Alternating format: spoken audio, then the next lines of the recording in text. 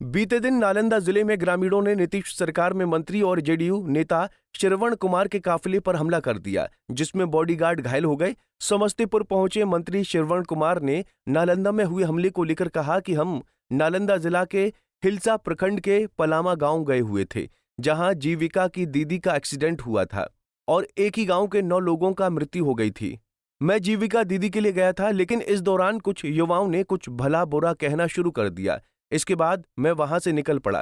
पीछे क्या हुआ इसकी मुझे कोई जानकारी नहीं। गए थे एक नालंदा जिला में गांव है, मलामा गांव है, हिलसा प्रखंड में। वहां पर जीविका की दीदी का एक्सीडेंट हुआ था और एक ही गांव के 9 लोग का एक्सीडेंट में मौत हो गई थी। मैं उसी गांव में गया था और जीविका की दीदियों की वजह से मैं वहां पर गया कि उनका परिवार से मिलके उनको कुछ सहायता दी जाएगी, उनको राहत दी जाएगी, उनको सांत्वना दी जाएगी।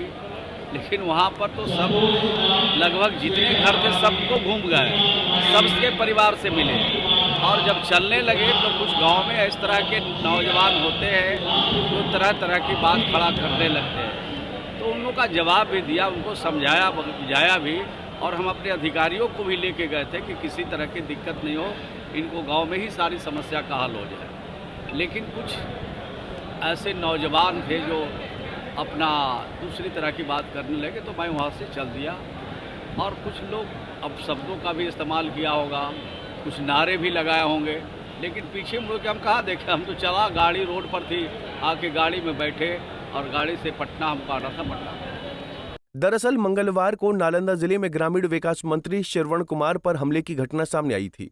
ये मामला तब हुआ जब शाहजहांपुर थाना क्षेत्र में एक दर्दनाक हादसे के पीड़ित परिवारों से मिलने पलामा गांव गए थे। इस हादसे में 9 लोगों की मौत हो गई थी। ग्रामीणों का गुस्सा मुआवजे की मांग को लेकर था। जब मंत्री श्रवण कुमार पीड़ित परिवारों से मिलकर जाने लगे तो ग्रामीणों ने मुआवजे की मांग करते हुए हंगामा शुरू कर दिया।